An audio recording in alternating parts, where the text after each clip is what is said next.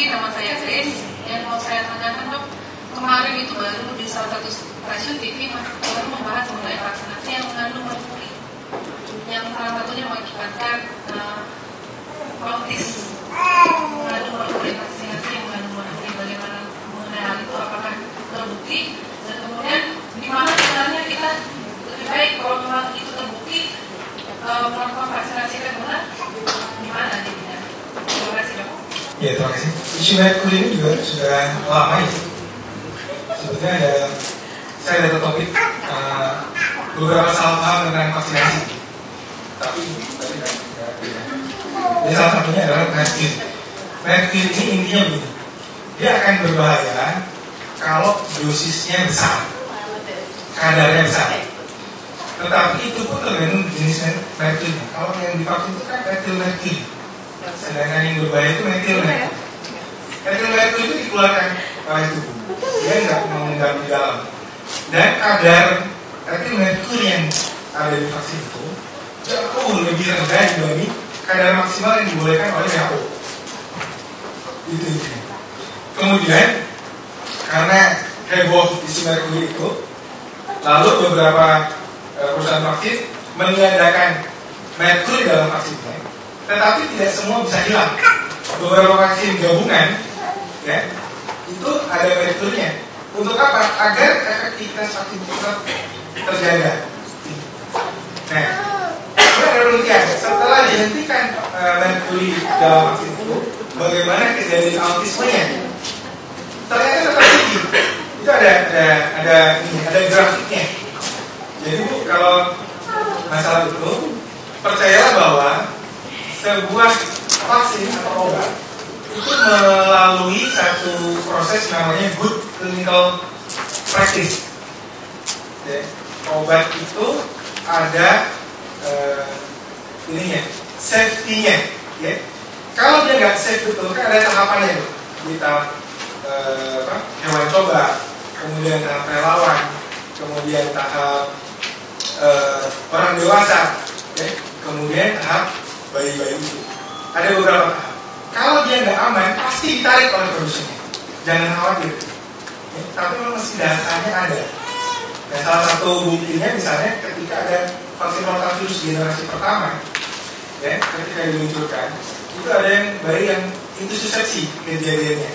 Ada beberapa intussusepsi, kemudian diteliti, ada prospektif surveillance, langsung ditarik vaksin. Kemudian keluar vaksin rotavirus generasi berikutnya. Dan itu tidak terjadi. Karena vaksin itu untuk bayi yang sehat, agar tetap sehat, maka standar safety-nya lebih tinggi dibanding proses pembuatan obat. Karena obat aja sudah tinggi, nah vaksin itu lebih tinggi lagi. Begitu ada sesuatu masalah, sudah pasti ditarik. Jangan khawatir. Jadi kalau masalah yang tadi itu, memang ada beberapa kali dokter spesialis anak ya, yang bilang begini ya. Kita bahas dengan data, jangan terpengaruh oleh statement pribadi, tapi bagaimana evidence-nya, itu yang mungkin bisa kita terapkan. Oke, saya tambahkan sedikit Dr. Piprim ya, karena memang ini selalu ditanyakan oleh masyarakat ya, jadi apakah autisme atau MMR itu berhubungan dengan autisme gitu ya. Kita sebetulnya di Rumah Sakit Bunda ini kebetulan punya klinik autisme tahun 2003 dan kita tutup tahun 2007 karena kita memang overload ya. Autisme itu memang sulit kita diagnosis ya. Apalagi perkembangan bayi itu sebetulnya kan dia bisa berubah. Jadi misalnya dia umur 3 bulan masih belum bisa tengkurap gitu ya. Sama umur 7 bulan belum bisa ngapa-ngapain atau 6 bulan belum bisa ngapa-ngapain itu artinya berbeda. Sama seperti autisme, kalau saat umur dia di bawah setahun dia belum bisa bicara, itu berbeda kalau dia umur 2 tahun belum bisa bicara. Artinya orang harus melihat perkembangannya itu betul-betul dari bulan ke bulan. Nah, hubungannya dengan MMR biasanya kalau kita lihat di sana ya, MMR itu umur 15 bulan dikerjakan ya. Ini karena saya bekerja juga di tumbuh kembang ya, jadi saya mau membahasakan yang mudahnya. Tadi kan Dr. Piprim dengan data, dengan penelitian bahwa yang dilempar ke masyarakat itu udah pasti yang aman. Kita pun juga dokter anak, nggak mungkin berani melakukan sesuatu yang tidak aman, ya kan? itu kan juga kita akan kena juga gitu ya. Nah, diagnosis autisme itu tidak mudah memang, sehingga seringkali orang melakukan umur 15 bulan, terus baru jelas banget autistiknya umur 2 tahun. Ya, apalagi kalau kita nggak tahu dininya, ya, gejala-gejala dininya. Sebetulnya bayi yang bagus atau enggak itu sebetulnya kita bisa prediksi di awal, gitu ya. Misalnya dia ngoceh gitu ya, umur 3 bulan ya. Terus bye-bye umur 9 bulan gitu ya. Terus nunjuk, itu kan sebetulnya bahasa bicara. Jadi waktu kita mendirikan klinik autisme itu, kita punya sekitar 200 anak autistik yang masih ringan-ringan. Itu kita sengaja tidak vaksin MMR. Karena kita tidak mau juga waktu itu, apalagi kenceng banget isu autisme dihubungkan dengan MMR. Karena itu memang isu yang ya baru 2000 kali ya. Ya, jadi baru itu. Jadi kita menghindar, kita juga nggak mau dong nanti orang anaknya udah autisme, kita suntik vaksinnya yang disalahkan. Jadi biasanya dokter anak ada beberapa yang menunggu. Jadi kalau dia belum ngomong nggak divaksin. Nah itu membuat mungkin masyarakat juga sebagian menjadi ragu-ragu.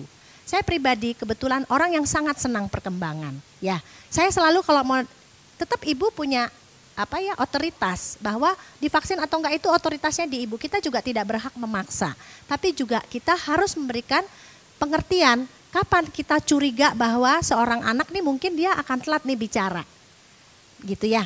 Kalau kita ragu-ragu, kita juga nggak mau anak ini vaksin yang kita mau suntik ini dituduh sebagai kambing hitam, gitu ya. Jadi biasanya kita tahan, ya. Seperti contoh, saya punya 2 anak kembar yang saya vaksin waktu MMR waktu usia 15 bulan.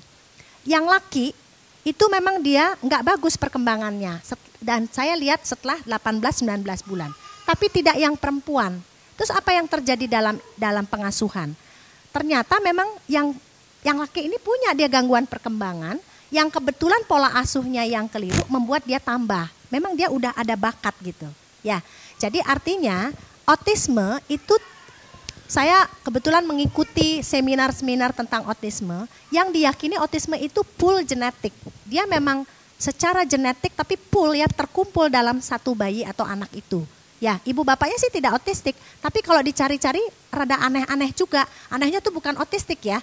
Kita punya nih beberapa seniman ya, ada tuh anak-anak yang tertentu ya. Salah satu yang saya berani karena orangnya tidak keberatan saya expose adalah salah satu anaknya Dewa Bujana. Yang pertama kebetulan bertemu dengan saya dari usia umur 11 bulan. 11 bulan ketemu, 14 bulan itu datang kebetulan ke rumah saya. Kebetulan mereka teman. Pokoknya anaknya tuh saya baru ketemu udah gede. Anak itu nggak benar gitu, perkembangannya nggak bagus. Jadi dia kesana kesini gitu ya. Kita betulkan pola asuhnya, kita betulkan. Anak itu sekarang udah kelas 6 SD dan tidak autistik. Dan di MMR setelah kita yakin dia bicara. Karena apa? Karena saya juga nggak mau mereka menuduh MMR sebagai penyebab. Dari sononya udah gitu ya. Jadi kalau ada isu-isu yang mengatakan bahwa autistik itu disebabkan oleh MMR, kebetulan dia divaksin, mungkin dia udah ada, cuma memang diagnosisnya itu akan bertambah jelas semakin usianya bertambah, gitu ya. Mudah-mudahan ini bisa membantu supaya ibu tidak ragu-ragu, karena MMR itu mumps, tadi dokter Fipri udah bilang sindrom rubella kongenital ya, itu sangat rugi buat seorang ibu yang hamil, karena rubella itu senang sekali dengan janin, gitu ya, sehingga apalagi kalau anak pertama ya, kan pasti ada anak kedua ya. Nah kalau orang sakit rubella itu di orang dewasa ya bisa kayak flu biasa. Ya karena tadi kan pertahanan itu kan juga berperan gitu. Jadi kayak kita nggak tahu pernah rubella, kita diambil antibodi kok kita rubellanya positif ya gitu misalnya. Sering kan begitu. Ya, tapi seorang anak yang lahir pertama yang mungkin dia punya adik, terus kita nggak MMR, tadi kan dibilang tentang herd immunity ya. Kalau kebetulan ibunya hamil ya, si kakak kena rubella atau kena penyakit-penyakit lain yang sebetulnya bisa divaksin tapi tidak divaksin gara-gara karena takut ya, itu kan juga lebih beresiko gitu ya. Jadi saya sendiri pernah melihat sindrom rubella itu pernah gitu. Jadi kita sendiri kalau ada yang bisa mencegah itu ya, terus kita nggak kerjain tuh kayaknya kita juga ikut untuk menciptakan anak-anak yang kena rubella saat janin gitu ya. Gitu ya. Jadi maksudnya supaya MMR itu soalnya banyak sekali dihindari sampai sekarang ya, Kiprim ya. Sehingga saya juga berkepentingan untuk memberitahukan dalam sesi ini karena memang MMR itu kan campak dikasih 9 bulan. Dia proteksinya hanya cukup sampai usia 15 bulan sehingga harus divaksin MMR supaya dia proteksinya seumur hidup. MMR juga diulang lagi. Ada MMR 2 ya kalau kita lihat vaksinnya ya. Ini sengaja jadwal vaksinnya dipapar. Nah, itu kenapa harus diulang-ulang ya karena supaya proteksinya seumur hidup itu tujuannya. Ya. Ya. Saya ibu bekerja, berangkat dari rumah setengah 8 pagi, pulang paling lama juga setengah 8 malam. Jadi hampir 12 jam. Saya pakai ASI perah berarti untuk bayi saya usianya sekarang 7,5 bulan, sudah masuk MPASI. ASI perah yang saya berikan kepada bayi saya itu 3 botol dikali 125 mili dengan MPASI-nya pagi, siang, dan sore. Kejadian kemarin 7 bulan adalah, ya? Iya, 7,5 bulan. Kejadian kemarin adalah pas saya buka chiller di kulkas, ASI-nya baru hanya diminum 1 botol, Dok. Jadi dia mungkin banyak makannya, jadi tinggal 2 botol yang nggak diminum. Itu gimana ya? Apakah ada efek sampingnya nanti? Ya. Karena jadi, juga terpangkas dengan waktu tidurnya dia. Ya, ya. Terima kasih. Ini sebetulnya ini pembahasan tentang ASI dan MPASI, tapi nggak apa-apa ya karena kita memang membahas itu pada ibu bekerja itu. Yang penting adalah saat usia 6 bulan, ya. MPASI itu kan 6, 7 sampai 8 bulan tuh berbeda kan frekuensinya. Kalau dia udah usia 8 bulan, ya itu kan 7,5 bulan udah mau 8 bulan ya, makannya udah 3 kali gitu ya. Jadi memang kebutuhan ASI perahnya udah sedikit. Jadi kalau cuma 1-2 kali diberi sebetulnya cukup. Maka itu saya sering kali memesankan pada ibu bekerja yang ribut 8 bulan ASI saya kurang gitu. Ya emang kurang kalau udah makan. Ya artinya ibu tetap harus menyusui sebelum ibu bekerja. Jadi pagi itu tetap nyusuin, itu bekal ya. Dia makan nanti 8 bulan udah 3 kali makan buah udah. Belum lagi sekali-sekali nanti dikasih biskuit kan udah kenyang dia. Jadi kalau nanti tidak ada ASI perah yang diberi sebetulnya nggak apa-apa. Nah sekarang gimana tahu bahwa dia bagus atau enggak? Ya lihat aja kemajuan berat badannya Bu ya. Jadi kalau 8 bulan ingat jangan di blender lagi, udah harus lebih kasar, dagingnya harus lebih banyak gitu ya. ASI perahnya udah pasti lebih sedikit, produksinya tentu saja lebih sedikit. Tapi tetap kalau bekerja mau menyusuinya lama tetap harus memerah. Supaya mempertahankan produksi bukan untuk memenuhi supaya sebanyak waktu dia usia 1 bulan gitu ya, tapi cukup gitu. Dokter, nama saya Wida, anak saya usia 7 bulan. Yang mau saya tanyakan, apa yang harus saya berikan nanti setelah ASI saya berhenti, mungkin 2 tahun ya insya Allah. Apa yang harus saya berikan yang aman terkecuali susu formula, itu aja. Gak mau susu formula? Gak mau. Susu formula itu bukan racun ya. Susu formula itu kalau mau dikasih itu bukan racun ya. Ini pertanyaan ini sangat sering. Tadi saya Mbak Lis tadi nge-tweet bahwa ASI perah di freezer itu kan bertambah lama, bertambah antibodinya bertambah turun. Kemudian ada bertanya, berarti lebih bagus susu formula gitu ya. Pertanyaannya pasti sekitar itu. Jadi ASI perah yang di freezer itu tetap lebih bagus daripada susu formula karena yang berkurang hanya antibodinya tapi komponen lainnya tadi laktosa segala itu tetap bagus. Kemudian ibu pertanyaannya, setelah 2 tahun saya tidak bisa memberikan ASI. Mungkin yang sederhana, perlu nggak saya memberi susu? Mungkin gitu, ya, lebih gampangnya begitu. Sebetulnya susu adalah sumber kalsium dan protein, ya. Kalau mau diberi susu, baik, karena dia nggak ada sumber kalsium dan protein. Harus nggak? Ya, harus nggak? Tidak harus, karena dia sudah makan. Artinya gini, ibu lihat, kalau saya sih membesarkan anak, dia harus makan semua, gitu ya. Karena kalau ibu tidak mengenalkan rasa susu, kadang-kadang ibu pergi ke Italia atau pergi ke tempat-tempat di mana di situ hanya susu yang ada, maksudnya semua tesnya itu susu, dia jadi menjadi anak yang sulit. Jadi menurut saya, tambahkan aja pada semuanya, tapi pertanyaannya harus nggak? Nggak harus. Terus jenis mana? Boleh saja yang mana? Ya, memang kalau di luar negeri biasanya di atas setahun mereka pakai fresh milk. Fresh milk itu adalah fresh milk betulan, ya. Tetapi pengolahan susu fresh milk yang dijual-jual sebetulnya kan itu dipanaskan segala kan sebetulnya udah ditambah-tambah juga. Artinya gini, lebih bagus nggak dia? Tergantung problemnya. Kalau saya biasanya, kalau anaknya kurus, saya lebih anjurkan susu formula. Ya, tapi kalau anaknya bagus makannya di mana semua kalsium, protein semuanya bisa dikonsumsi, apalagi anak-anak sih biasanya tidak suka susu. Anaknya nggak mau susu, jangan dipaksa. gitu ya. Jadi artinya sebetulnya pertanyaan itu terbuka dan maksud saya ibu bisa jawab, maksud saya ibu bisa memilih apa saja karena boleh saja, gitu ya.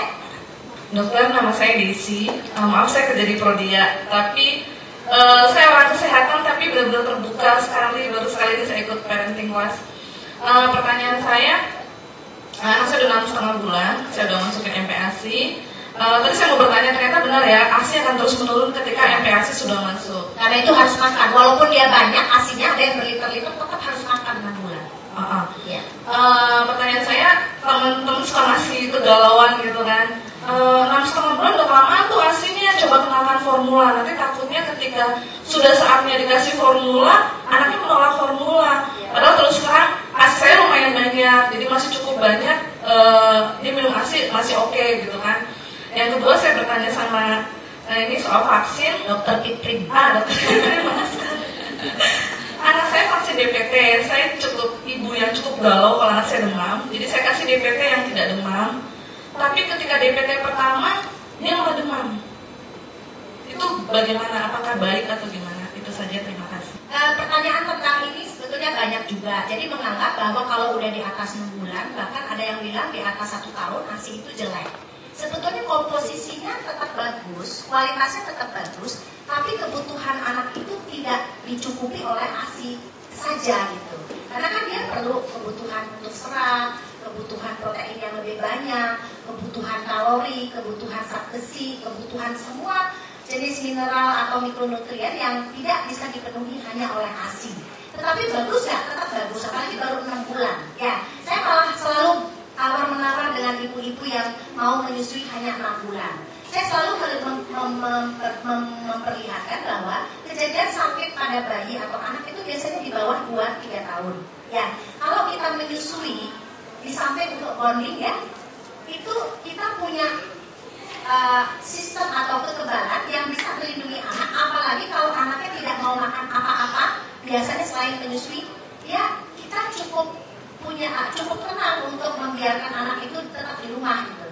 Ya, tetapi bayangkan kalau dia sakit, tidak menyusui lagi, semua nggak mau ya, itu lebih sulit lagi ya.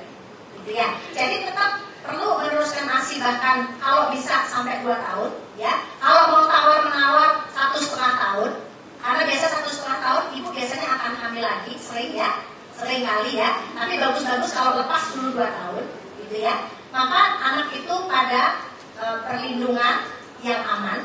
Kemudian ibu mungkin juga tidak harus, kalau kita kali-kalian gitu, tidak harus mengeluarkan kebutuhan susu formula yang sangat tinggi ya.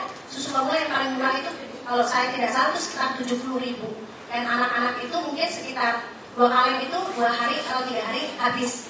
Jadi artinya cost-nya akan bertambah tinggi dengan hasil yang tidak lebih baik gitu. Ya, jadi teruskan, jangan goyah imannya. Ini kita parenting class untuk memperkuat ibu bahwa menyusui itu tidak betul hanya 6 bulan aja cukup, walaupun promosinya eksklusif 6 bulan, artinya hanya ASI 6 bulan. Tetapi diteruskan 1 tahun sampai 2 tahun. Kalau kita mau bahas tentang ASI itu banyak sekali keuntungannya kalau kita bisa mengerjakan sampai 2 tahun. Kita belum bicara tentang perkembangan ya. Makanya di sini MPASI-nya ada bermain pada bayi ya. Nanti bulan depan ada MPASI, mungkin ibu bisa ikut lagi. Bulan depannya lagi peran keluarga dalam pengasuhan anak, itu ada psikolog ya yang datang nanti ya. Jadi artinya kita membekali ibu supaya ibu tidak menggantungkan hanya ASI saja juga, karena ada syarat-syarat yang lain untuk membesarkan anak. Anak itu kan butuh nutrisi, butuh kekebalan, ada imunisasi segala, dan butuh stimulasi. Ya, jadi mentang-mentang ASI ntar imunisasinya enggak, atau mentang-mentang ASI anaknya disusui aja enggak distimulasi, enggak diajak main, enggak diajarin, itu kan tetap juga dia jadi anak yang tidak optimal. Ya, tapi jangan goyang, teruskan sampai 2 tahun kalau bisa malah ya. Silakan Dokter Piprim, imunisasi panas. Ya. Sebetulnya setiap vaksin itu berpotensi demam ya. Walaupun sudah dikatakan ini yang, makanya salah kalau dibilang vaksin yang nggak demam. Tetapi vaksin yang ini kejadian demamnya jarang ya. Karena sekitar 1-3%, ada yang sampai 7% masih bisa demam. Ini vaksin itu nggak bisa kita bilang pasti nggak demam. Sebab beberapa reaksi respon anak terhadap vaksin, walaupun itu sudah komponen, ya, apalagi nanti seluruh sel ya, pasti demamnya luar biasa. Walaupun sudah komponen bakteri atau virus, dia masih tetap bisa bikin demam, tergantung respons tubuh anaknya.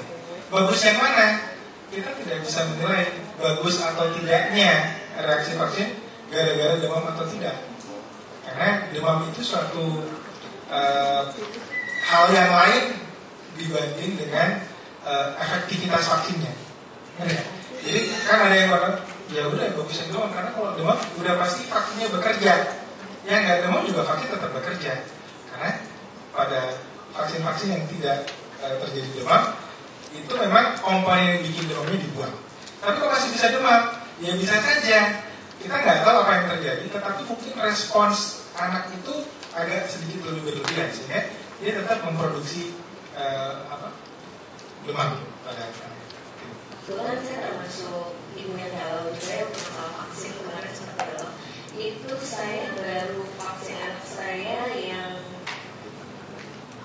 atasnya ini baru 1-2 SD ya? Iya, hepatitis B 1 dan 2, bawahnya polio 1, BCG 1, DPT 1. Nah itu sampai 7 bulan kemarin. Terus setelah saya cari-cari info, itu insya Allah saya tidak mulai yakin kalau vaksin itu penting. Jadi kemarin saya sempat vaksin lagi kurang lebih 2 minggu lalu untuk yang polio 2 sama HIV.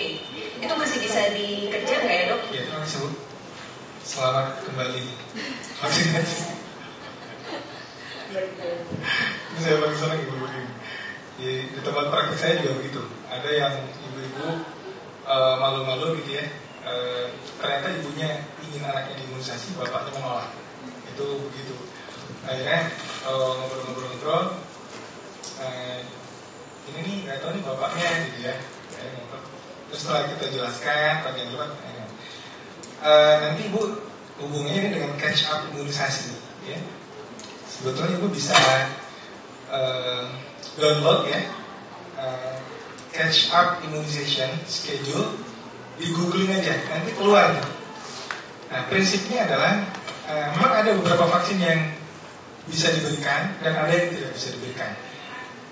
Kalau anak ibu 8 bulan itu masih bisa. Ibu mau yang vaksinasi sesuai anjuran ini atau mau yang 5 imunisasi dasar? Kalau 5 imunisasi dasar itu bisa semua. Ya, DPT-nya masih bisa nyusul, polio, hepatitis B. Ya. Kalau mau tambah HIV juga masih bisa. Sebelum 5 tahun HIV bisa diberikan. Tapi untuk rota misalnya sudah tidak bisa. Jadi prinsipnya imunisasi kalau menyusul itu dilihat usianya apa dan yang sudah apa, nanti kita tambahkan gitu. Kita tambahkan, tidak ngulangi dari awal. Tapi ada juga yang memang udah nggak perlu. Misalnya HIV lu pada anak usia 6 tahun ya nggak usah. Itu ada aturan mainnya yang berdasarkan penelitian para ahli. Ibu bisa download di CDC. Tapi kalau mau googling juga ada catch up immunization. Itu nanti keluar schedule-nya. Ya, terima kasih. Pertanyaan pertama saya untuk Dr. Piprim. Vaksin hepatitis B yang pertama kali itu kan diberikan 12 jam setelah lahir. Nah, ketika lahir 6 jam sesudahnya bayi saya itu masuk ke ruang khusus NICU. Nah, vaksin pertama itu, vaksin hepatitis B pertama itu baru diberikan setelah kami 1 minggu datang lagi ke rumah sakit. Nah, apakah itu tidak apa-apa? Itu yang pertama. Yang kedua, yang tertera di sini kan adalah jadwal imunisasi rekomendasi Ikatan Dokter Anak Indonesia. Apakah semua rekomendasi ini harus dilakukan? Dan apakah masih ada lagi vaksin-vaksin yang juga bisa diberikan di luar yang telah dijadwalkan ini? Terus pertanyaan berikutnya untuk Dokter Timi. Beberapa hari yang lalu saya ngobrol dengan teman, itu berbicara tentang bakteri dan virus. Sebelumnya lagi, saya sempat baca di Twitter tentang jika anak Anda terkena roseola, yang dibutuhkan hanya kasih dan kesabaran, tidak perlu ke dokter, seperti itu. Nah, sekarang saya jadi berpikir, sebenarnya sejauh mana sih ketika anak kita sakit, cocokin aja hasilnya, lalu ketika yang seperti apa, kita harus aware dan bawa anak kita ke dokter atau berobat seperti itu. Terima kasih. Hepatitis B itu dalam 12 jam pertama itu internasional, anjuran internasional. Dasarnya apa? Jadi seandainya ada ibu-ibu yang nggak ketahuan, ya, ternyata ada HBsAg positif, ya. Atau di sekitar persalinan itu ada virus hepatitis B-nya, maka diberikan vaksinasi 12 jam pertama itu, dia mencegah seandainya dia sudah masuk duluan dengan vaksinnya gitu. Dia mencegah si virus itu bermultiplikasi di sel hati. Jadi vaksin dulu, timbul kekebalan, baru begitu virusnya mau bermultiplikasi ke hati, dia sudah kebal. Itu menurut Dr. Hanifah, salah satu pakar hepatologi anak, kekebalannya 80%. Kalau kemudian ditambah dengan HBIG, imunoglobulin yang saya bilang tadi pasukan asing itu, kekebalannya meningkat jadi 90% lebih. Itu lebih ke arah preventif seandainya ada virus yang keburu masuk ke anak itu. Tetapi kalau tidak, ibu yakin tidak, ya insya Allah nggak apa-apa. Gitu. Ini mencegah seandainya ada. Karena seperti di Jepang misalnya, di Jepang itu dia yakin, ibunya yakin HBsAg negatif, nggak divaksin hepatitis B. Gitu. Ya, dari awal enggak. Jadi tergantung tradisi masyarakat. Kalau Indonesia mau seperti itu, waduh, sangat-sangat high risk, kita endemis hepatitis B. Ya. Yang kedua tentang rekomendasi, ya. Jadi vaksin itu, ini vaksin baru akan terus-menerus diproduksi. Ada vaksin malaria, vaksin demam berdarah, vaksin kanker, ya. Bukan HPV ya, vaksin mencegah kanker itu ada. Nanti vaksin merokok, ya, supaya tidak merokok. Vaksin apa nih? Kurus, mau nggak vaksin kurus? Itu juga boleh. Jadi dengan teknologi kedokteran, dengan teknologi vaksinologi itu akan banyak vaksin diproduksi. Nah, pertanyaannya, perlu apa enggak? Kan gitu ya, perlu apa enggak? Ya itu terserah orang tua. Kalau memandang perlu silakan. Karena vaksin ini seperti asuransi, seperti insuransi. Mau kebal tapi sakit dulu, atau mau kebal tanpa sakit. So ada pendapat nih, kalau dulu saya termasuk menganggap ini cacar air itu kalau kenanya bayi, nanti kita kasih kena dulu, baru kita kasih asiklovir, obatin aja gitu ya. Kenapa? Karena kekebalan karena penyakit alamiahnya lebih tinggi. Tetapi setelah saya baca lagi, kalau dia kena cacar air, ada sekian persen risiko radang otak, ada sekian persen risiko cacar air itu bisa infeksi yang lainnya, ya. Kalau dia menularkan ke ibu hamil, bisa cacat, ya. Jadi kakaknya cacar air, ibunya hamil muda, ibunya nggak kebal cacar, karena dia bisa cacat adiknya itu, ya. Jadi menurut saya dia mending divaksin. Jadi beda-beda, ada anak saya yang kemudian keburu kena, tapi anak saya yang terakhir ini saya ilmu vaksinnya meningkat, saya vaksin aja gitu. Memang soalnya sebut jumlahnya. Baru 6. Ya. Oke. Saya cuma mau mempertegas aja sama Dokter Iprim. Kalau saya biasanya memberi vaksin itu selalu melihat faktor risiko, di mana anak itu berada. Itu kan tadi bilang Dokter Iprim terserah ibu. Tapi masalahnya seringkali ibu nggak tahu nih, kalau terserah saya bagusnya gimana ya. Maka kita diskusi biasanya ya. Jadi kadang-kadang kalau IPD misalnya kayak ibu tadi yang bayi ASI eksklusif, kan kalau di sini coba lihat ya, IPD itu atau PCV itu sama ya, IPD sama PCV itu dikasih usia 2 bulan.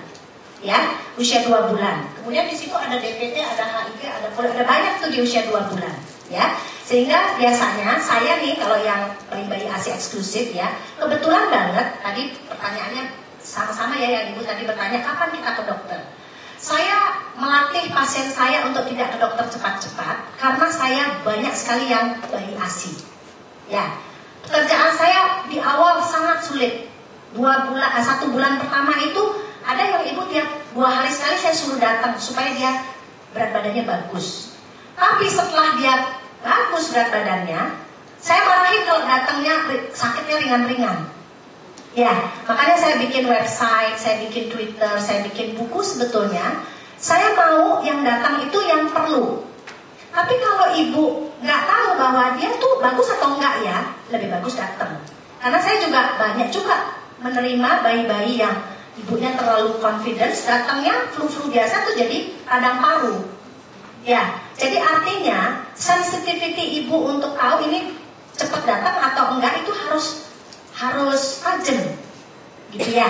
Nah, syukurnya pada bayi-bayi ASI eksklusif di 4, saya nggak berani bilang 6 bulan karena biasanya 6 bulan itu banyak yang udah mulai sakit. Ya, karena kekebalan ibu udah mulai berkurang. Badan bayi harus bikin sendiri, gitu ya. Biasanya dia usia 6 bulan kalau ASI eksklusif itu mulai sering sakit. Nah, kita sekarang cari lagi kenapa dia sering sakit. Oh, ternyata ibunya setiap weekend bawa bayinya ke mall. Kemarin saya baru merawat soalnya ya bayi ASI eksklusif umur 9 bulan, kejang demam, terus demam lagi gitu tinggi. Oh, setelah saya tahu ibunya kan gak cerita, mertuanya yang cerita, takut katanya sama mantunya. Rupanya itu dibawa ke mall sampai jam 10, jam 11 malam. Sakit udah pasti bayi mau ASI eksklusif gimana? Paparannya terlalu tinggi. Ingat, tidur pada bayi itu sangat penting. Ya, saya selalu mengajarkan pada ibu-ibu yang masih bayi anaknya, kalau mau pergi itu boleh, tapi mandi sore itu anaknya udah di rumah. Jadi kalau mau pergi itu siang-siang silahkan. Tapi saatnya dia mandi sore itu dia harus sudah di rumah. 1. Kedua, jangan membiasakan anak membawa keluar tuh belum ngapa-ngapain anaknya, belum makan, belum apa ya dibawa. Makan di luar gini. Jadi seadanya. Terus telat-telat lagi makannya. Ya, memang harus ada yang dikorbankan supaya bayi itu sehat. Saya nggak bilang bahwa ibu nggak boleh ke mall gitu. Boleh, cuma dilihat. Ya, kapan anak itu harus datang ke rumah sakit? Kalau dia dengan riwayat kejang demam, sebelumnya udah pernah kejang, kalau demam dia harus datang.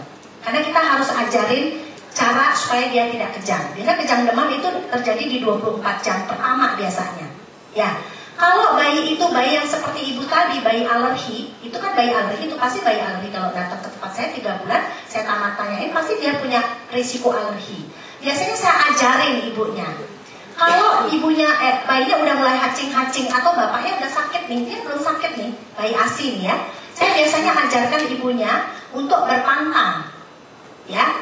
Jadi pantang itu jangan terus-terusan, mentang-mentang bayinya alergi terus saja dipantang sampai umur berapa, ibunya kesian kurus kering. Ya, jadi pantang itu dikerjain tertentu, nggak terus-terusan. Misalnya kalau bayi risiko alergi, biasanya saya suruh kalau dia flu, bu, ibu kan udah tahu nih karakter bayinya, ibu jangan minum dairy product, karena itu biasanya tadi ya dairy product itu biasa usus bayi itu paling tidak tahan kalau yang dia punya risiko alergi.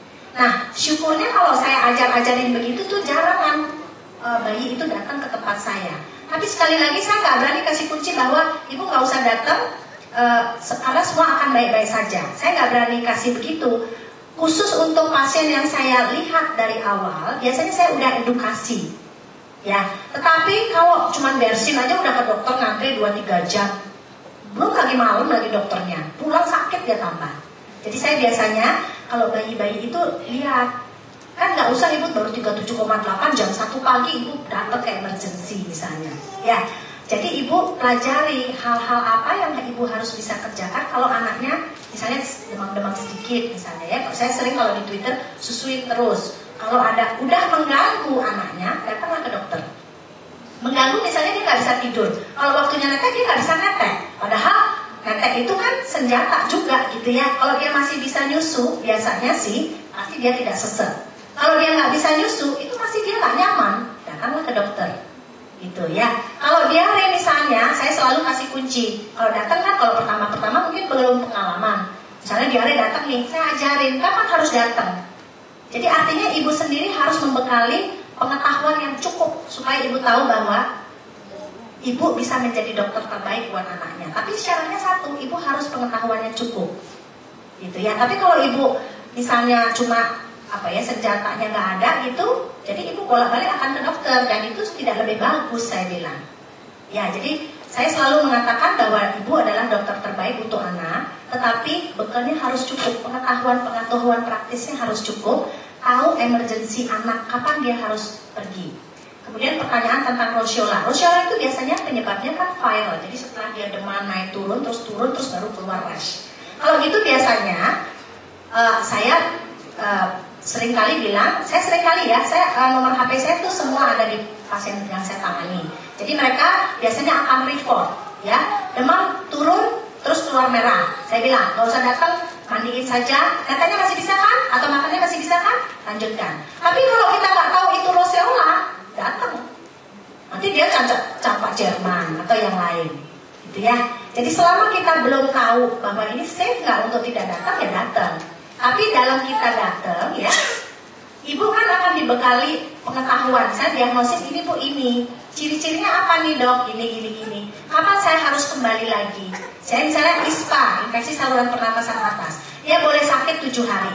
Tapi 7 hari kok tambah sesak? Ya jangan dilewatin 8 hari baru datang, nanti pneumonia dia. Ya, jadi biasanya saya kasih, misalnya ibu datang di hari pertama, saya bilang, oh ini ISPA bu, coba tunggu sampai 7 hari. Harusnya grafiknya begini nih, akan membaik di 6 hari. Kalau dia tambah berat, ibu harus datang. Ya, jadi ada hal-hal yang kita pesankan pada ibunya dan itu menjadi pelajaran kalau sakit berikutnya itu pengetahuan yang ibu harus pegang. Tuh ya. Saya Katrin.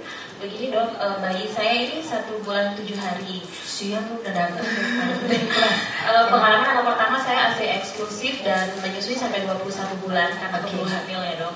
Nah, bayi saya ini waktu umur 5 hari pernah disinar. Kemudian kemarin pada saat kontrol 1 bulan ternyata masih kuning dok. Saya cek bilirubinnya semua normal. Nah, salah satu anjuran adalah mengurangi konsumsi ASI. Memang peningkatan berat badannya cukup banyak ya dok. Jadi 1,8 kilo untuk selama dari lahir sampai dengan 1 bulan gitu. Apakah benar seperti itu atau ada anjuran lainnya dok?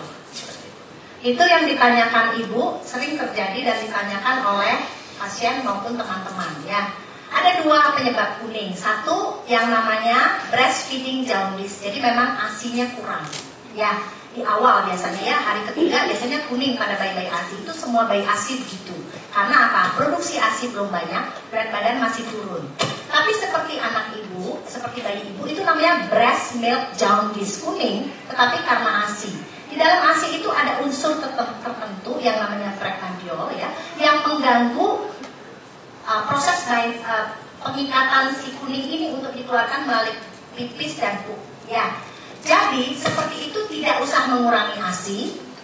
Bisa kuning dia sampai, bahkan saya punya sampai usia 2-3 bulan. Selama berat badannya naik, ya, pupnya tidak putih, ya, pupnya tuh kuning. Itu berarti tidak ada yang harus ibu kurangi. Jadi teruskan ASI, apalagi kalau ada yang suruh stop.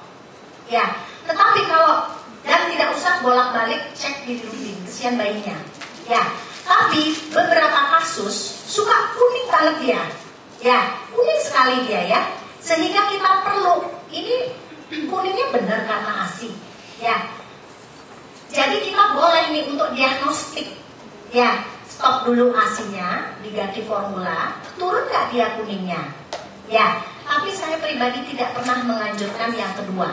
Ya, karena biasanya saya selalu melihat pupnya warna putih atau kuning. Karena kalau dia warna dempul itu bisa ada problem.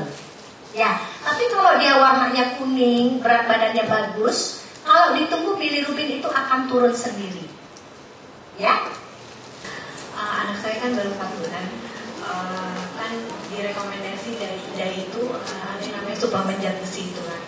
Nah, pertanyaan saya, apakah suplemen zat besi ini sangat diperlukan untuk bayi yang 4 bulan? Tadi kan saya sempat dengar dokter memaparkan tergantung kondisi atau apa. Karena saya bukan spesialis anak, saya bukan dokter Tiwi. Jadi saya yang meminta dokter dokternya itu untuk Zat besi. memberikan zat besi kepada anak-anak saya sendiri. Itu bagaimana? Yang kedua, kan kalau misalkan kita mau vaksin itu memang banyak ya merek-mereknya gitu. Jadi saya selalu dokter spesialis anak ini, ibu mau yang mana? Seperti PCV, ada PCV 10 dan PCV 13. Nah, saya selalu ditanya kembali ke saya, ibu mau PCV 10 atau 13? Tapi saya tanya kembali, apa manfaat dari PCV 10 dan PCV 13? Nah, dokter cuma bilang, sama aja. Masa sih dengan beda harga, dengan yang sangat signifikan, itu sama aja gitu. Nah, itu yang saya mau tanyakan. Dan lebih bagus atau lebih baik 10 atau 13, saya masih bingung gitu. Jadi karena saya melihat ya sudahlah yang lebih mahal 13, jadi saya untuk 13 mahal aja gitu. Sampai saat ini saya nggak tahu itu maksudnya apa sih perbedaannya gitu. Terima kasih. Ya, ini memang pertanyaannya pinter-pinter ya. Kita juga harus banyak baca. Jadi gini, rekomendasi IDAI ya tentang zat besi itu dikeluarkan di IDAI itu kan ada banyak macam-macam. Tadi dia Dr. Fitri itu UKK kardiologi, saya kebetulan Satgas ASI tapi saya ikut di UKK neurologi. Tapi ada namanya Satgas ADB, anemia defisiensi zat besi, kekurangan zat besi ya. Itu ketuanya itu Prof. Jayadiman, Bu kami ya. Nah, beliau membuat rekomendasi memberikan zat besi berdasarkan satu penelitian yang cukup besar di masyarakat pada bayi-bayi ASI gitu ya. Rupanya bayi-bayi ASI itu secara teori pun betul bahwa ASI itu memang kurang zat besinya. Di awal dia bisa memenuhi kebutuhan zat besi bayi, tapi semakin besar bayi semakin nggak bisa dia. Ada dua komponen yang biasanya kurang pada ASI, satu zat besi, dua zinc ya. Kemudian dibuatlah rekomendasi kalau bayi prematur itu lebih sedikit karena zat besi itu sebetulnya diberikan pada bayi saat janin di trimester ketiga. Jadi 3 bulan terakhir tuh dikasih tuh zat besinya. Ya, katanya sih di plasenta tuh tabungannya. Tapi kalau dia belum sampai usia 7 bulan dia udah lahir, jadi zat besi yang diberikan oleh ibunya sangat kurang. Ini kita bicara bayi prematur. Maka bayi prematur itu dikasih zat besi usia 2 bulan kalau bayi ASI. Kalau bayi formula enggak, karena di formula itu udah ada isinya zat besi. Nah, bagaimana pada bayi yang cukup bulan? Saya pribadi sekarang memeriksa, karena pertanyaannya sama seperti ibu. Ya, benar nggak sih kurang zat besinya? Masa anak saya kurang zat besi? Saya lakukan di rumah sakit Bunda untuk melihat yang dilakukan teman kami sekarang itu namanya Dokter Parin, udah doktor, itu dilakukan di community, bukan di seperti rumah sakit swasta seperti kita di sini. Saya lakukan nih, rupanya kurang juga zat besinya. Ya, jadi saya memperkuat rekomendasi itu. Cuma saya biasanya tidak melakukan di usia 4 bulan. Saya biasanya melakukan di usia 6 bulan. Atau kalau bayinya tuh kecil, biasanya saya kerjain. Karena zat besi itu penting untuk imun sistem. Zat besi itu penting untuk otak. Tapi zat besi itu gak gampang juga dikasih karena rasanya gak enak. Ya, rasanya gak enak, bikin bayinya muntah. Belum kadang-kadang kalau yang sensitif ya gak disapu. Ya, kalau kita berikan di usia 4 bulan, di mana kita belum bisa memberikan buah ya, vitamin C itu membuat absorpsi zat besi lebih bagus. Jadi kalau kita kasih di usia 6 bulan, efek samping pup keras itu lebih jarang. Nah, kalau kita menghadapi bayi, saya biasanya suka nanya, Bu, saya biasanya sih juga gak gitu juga memberikan sembarang tanpa dasar. Saya selalu tanya, Bu, dulu anemia gak sih waktu hamil gitu. Kalau dia anemia, 4 bulan harus dikasih. Tapi kalau ini kayak seperti ini, bayinya besar nih ya, saya baru kasih mulai kemarin karena ambil zat besinya dulu, bayinya diperiksa. Kerugiannya ya kita mesti periksa darah. Nah, terus kita sekarang berdiskusi nih sama ibu mau diperiksa atau enggak ya? Kalau ibu nggak mau diperiksa kan kita jadi nggak tahu nih status zat besinya bayi. Kalau saya, karena saya melihat lebih dari 30 kasus banyak yang anemia pada bayi ASI, kalau ibu tidak periksa, saya memberi. Ya, tapi kalau ibu mau diperiksa, saya kebanyakan sekarang ngambil. Saya selalu bahasa saya adalah check up itu penting pada bayi. Check up pertama adalah cek HB dan zat besi di usia 4 atau 6 bulan. Kemarin saya baru nanganin salah satu bayi prematur yang pakai ASI usia 5 bulan. HB itu kan normalnya di atas 10-11, cuma 7,5 dengan ASI eksklusif 4 bulan. Jadi saya kan mau menyesuaikan menyesuaikan dosis nih, kayaknya dosisnya kurang atau enggak ya gitu ya. Saya juga pengen tahu. Ternyata zat besinya sangat rendah. Jadi saya biasa cek ferritin. Jadi kalau saya pribadi selalu menawarkan, mau nggak kita cek yuk zat besinya, supaya kita tahu, supaya kalau ibu tanya saya juga jadi ada jawaban. Tapi kalau ibu misalnya nih ya mahal ya, terus banyak loh ngambil zat besi itu, ibu kemarin kaget ya, banyak banget gitu ya.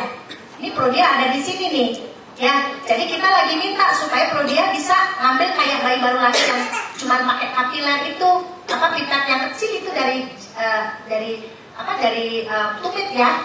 Nah itu sampai saat ini dia belum bisa mengerjakan. Padahal kalau kita bisa, jadi sedikit kita perlu zat besinya. Kesulitan kita atau kalau saya jadi ibunya, saya concernnya cuma itu. Tetapi karena saya melihat kepentingannya cukup tinggi, zat besi itu kan perlu sekali. Karena untuk otak, untuk imun sistem. Jadi saya biasanya selalu menawarkan ke ibu, yuk kita mau check up kan? Kalau nggak mau nggak apa-apa. Biasanya saya nunggu saat dia sakit. Dimana biasa kadang-kadang ibu demam hari ketiga udah pengen cek darah misalnya. Walaupun saat dia sakit itu kita nggak bisa ngambil kadar ferritin karena biasanya kalau sakit dia rendah. Jadi kita ini berdasarkan pengalaman pribadi, ada bayi ASI yang radang paru usia 4 bulan 5 bulan. Ambil darah, HB-nya rendah sekali. Saya kaget, bayinya gede banget, gedenya tuh lebih gede dari ini. Ya, 8,5 kilo waktu usia 4 bulan. Dia radang paru. Saya ngambil darah, HB-nya cuma 8,5. Kemudian itu kesempatan buat saya untuk evaluasi. Saatnya sehat saya ambil memang rendah. Jadi artinya yang rekomendasi yang dibikin oleh Satgas ADB itu berdasar.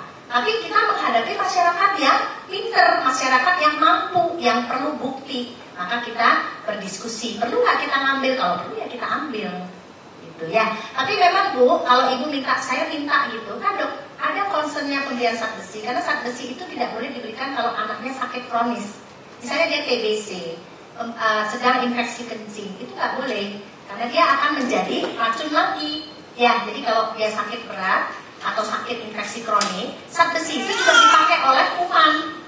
Ya, sehingga biasanya kita harus stop saat dia sakit. Maka kalau ibu bisa, karena gini ya, kalau dokter anak itu kan bertanggung jawab untuk bayi atau anak yang dihadapi. Jadi saya juga nggak berani mengintervensi, gitu ya. Tapi ibu boleh berdiskusi, siapa tahu mungkin dokter anak tertentu menghadapi bayi ASI eksklusif itu agak berbeda dengan bayi susu formula yang kebutuhannya diformulasi. Saya kan juga nggak mau, entar bayi ASI kurus itu saya juga nggak mau.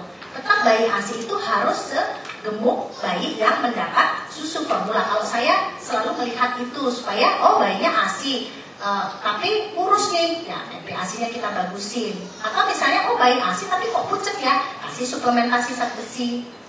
Gitu ya, jadi kebutuhannya apa? Memang itu kalau bayi-bayi ASI itu lemahnya 2, zat besi dan zinc biasanya. Zinc itu biasanya kelihatannya kalau bayinya susah makan ya, misalnya bayi ASI nih, tapi susah makan. Ini saya belajar dari kasus-kasus yang saya hadapi. Habis sakit ininya rapuh kulitnya, kukunya. Ya itu kuku salah satu dibikin oleh zinc. Jadi setelah kita tanya kenapa gitu ya, rupanya makannya nggak bener. Gitu ya, MPASI-nya itu makanya harus bervariasi dia. Makanya saya sangat takut dengan stempel alergi pada bayi. Karena kalau begitu alergi, makannya itu aja gitu. Jadi tetap harus bervariasi karena tidak ada satu makanan pun yang dipenuhi oleh makanan itu untuk semua komponen. PCV 10 dan 13 itu beda di jumlah serotipe kuman. Jumlah serotipe kumannya yang satu 10 macam, yang satu 13 macam. Jadi kalau dibilang bagus apa enggak, mungkin tergantung kumannya kena yang mana. Kalau di daerah situ yang 3 sisa kuman itu nggak banyak, ya cukup yang 10. Tapi kalau di daerah situ 3 sisa kuman itu banyak, ya harus yang 13. Tapi di rekomendasi CDC, jadwal imunisasi yang 2013 internasional, itu PCV 13 yang masuk. Cuman di WHO bilang PCV 10 itu sudah cukup. Jadi tergantung orang tua lagi mau yang seperti apa. Saya mungkin komen tentang kapan membawa anak ke rumah sakit ya. Itu juga pertanyaan yang kadang-kadang kalau kita terlalu pede, ya nggak apa-apa deh, nggak apa-apa, udah berat banget baru dibawa.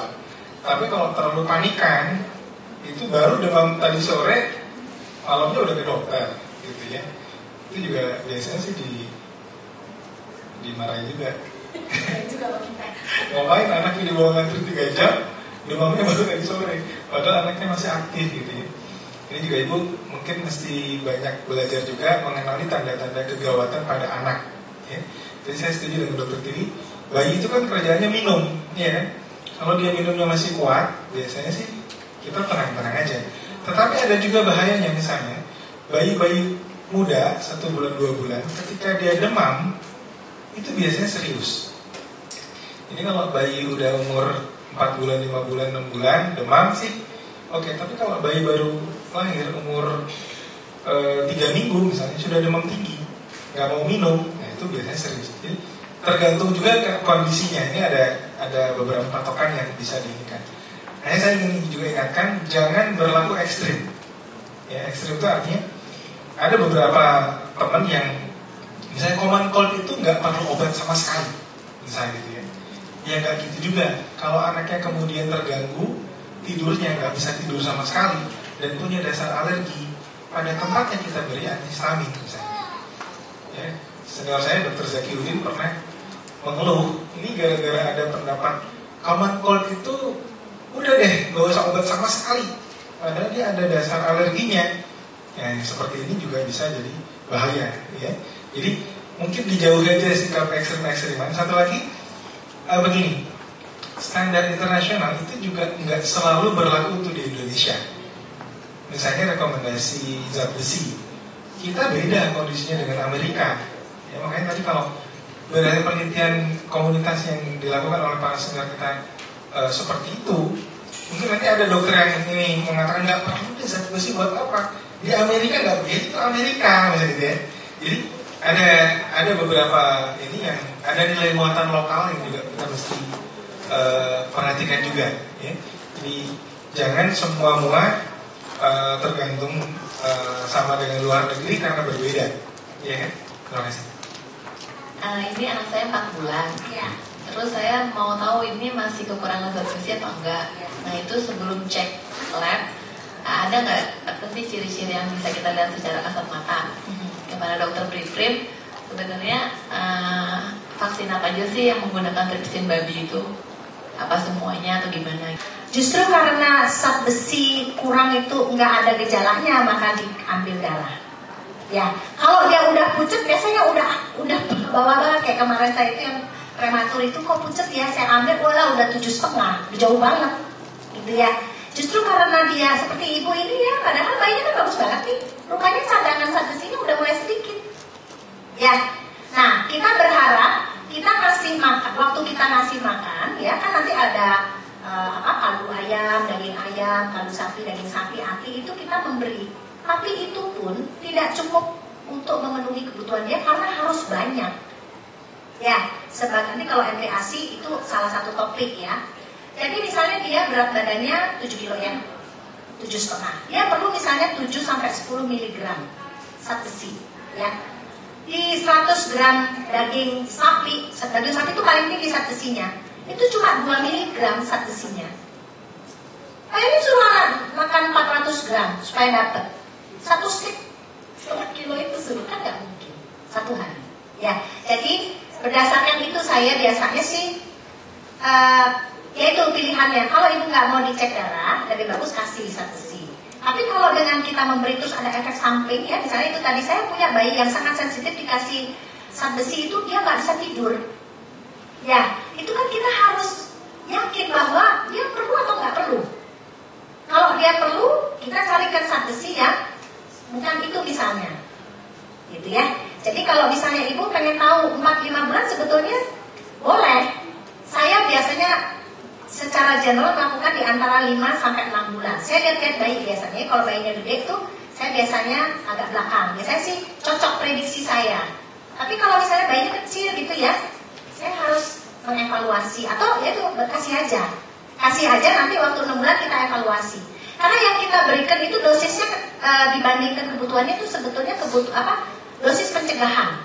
bukan dosis terapi. Kalau yang kemarin tuh saya bilang 7,5 ferritinnya udah nggak ada ya, cuma 1, sekian, harusnya 60 tuh dosis terapi harus banyak dia ngasih. Dan itu nggak gitu gampang untuk ngasih dosis terapi karena kan harus besar kan, jadi pupnya keras dia jadinya.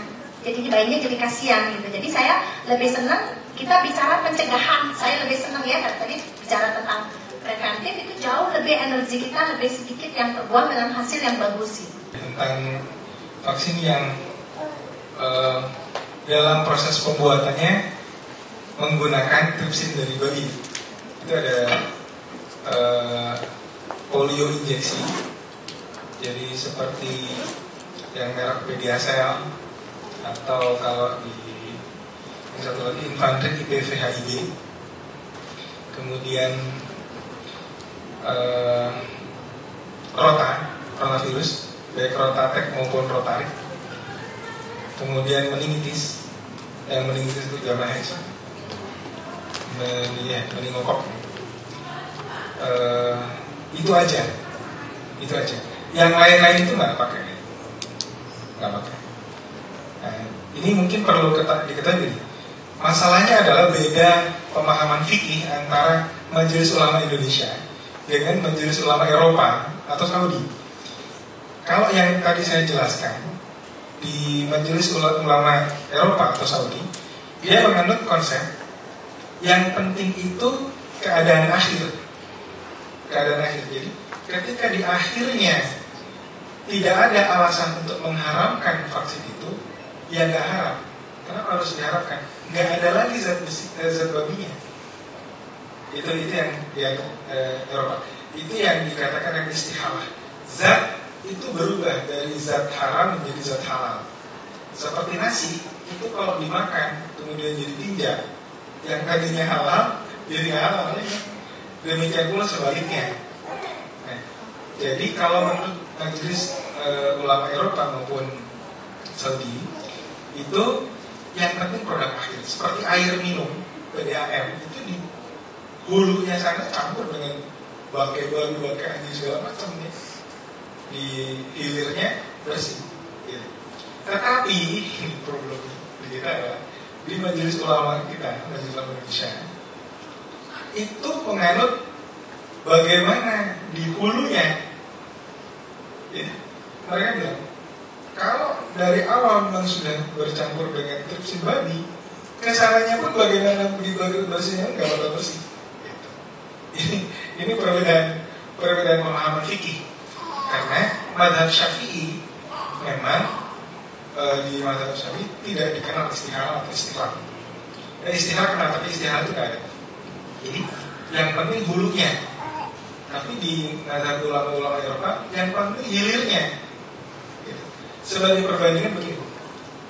Vaksin itu yang pakai tripsin itu sebetulnya statusnya lebih bersih dibanding ketika kita makan lele itu. Dengan lele itu makan kotoran yang haram tadi. Itu dalam Islam ada binatang halal. Jadi ada karantina. Misalnya nih, kita mau makan ayam. Ayam itu udah makan segala macam yang haram, ada babinya, ada segala macam. Itu ayam itu dikarantina dulu beberapa hari. Setelah dikarantina beberapa hari, baru udah dipotong dimakan. Nah, vaksin itu prosesnya jauh lebih bersih dibanding ayam itu. Kalau ayam itu ada di karantina boleh, padahal daging babinya kan udah jadi darah ayam itu kan. Nah, vaksin itu dia bersih, dipurifikasinya lebih bersih dibanding lele atau ayam tadi. Jadi kalau kita mau ngambil perbandingan, sebetulnya jangan terlalu lebay amat gitu ya. Di hasil akhirnya itu memang sama sekali nggak ada unsur itu. Kalau ayam atau lele tadi masih ada mungkin daging babi atau yang lain-lain itu. Kalau dimakan daging anjing, ya ayam itu masih ada. Itu gambarannya ya. Terima kasih Dokter Fitrin. Ya, ini kenapa Dokter Fitrin kita undang? Karena memang beberapa pasien yang datang ke saya ya, biasanya yang ibu-ibu baru itu didatangi oleh kelompok-kelompok anti vaksin. Mereka tidak ya seperti tadi ya, saya nggak tahu disuruh milih PCV 13, PCV 10 belum lagi baru lahir nih, dikasih pengertian-pengertian yang keliru. Karena itu saya ini kan informasinya akan kita keluarkan di YouTube supaya masyarakat itu tahu gitu ya. Sengaja Dokter Iprim, sengaja bukan saya, karena saya kan bukan Muslim.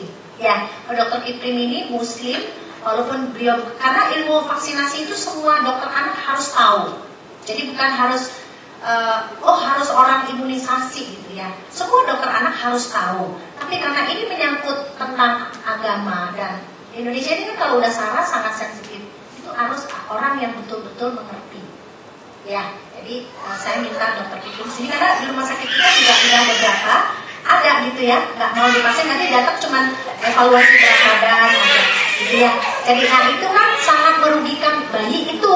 Nah kalau dia udah datang ke tempat kita gitu terus dia nggak divaksin, itu kita kan punya seperti apa ya, kayak ada guilty feeling. Ada beberapa teman saya pribadi yang akrab yang tidak mau anaknya divaksin, tapi bekalnya cukup banyak, tapi tetap saya pesankan kapanpun mau, tidak ada kata terlambat untuk vaksin. Datang saja untuk kita vaksin. Jadi mana yang begitu justru kita jagain. Jadi sewaktu dia sekolah misalnya kan, kalau di rumah mungkin masih belum sakit, belum apa ya. Tapi begitu dia sekolah ya, dan vaksin itu kan nggak seketika bisa ada antibodinya. Kan dia perlu waktu gitu.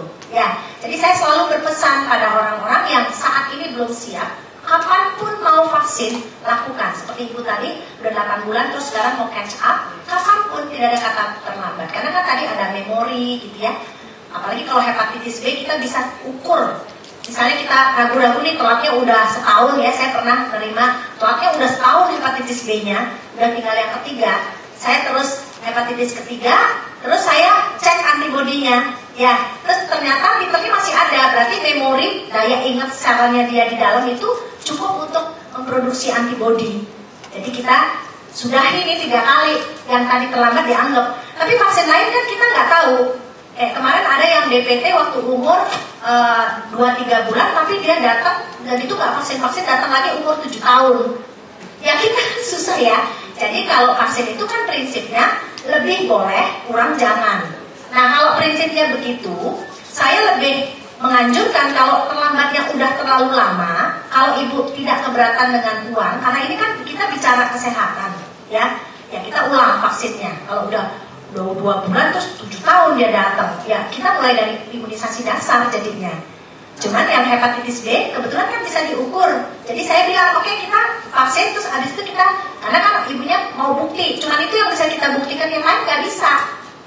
Ya, sulit. Ada vaksin lain misalnya kayak rubella bisa. Tapi kan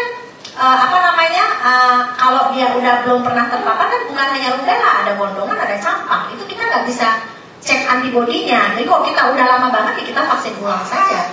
Gitu, ya. Saya rasa itu ya. Ya, terima kasih. Kita beri aplaus untuk Dokter Tiwi dan Dokter Putri.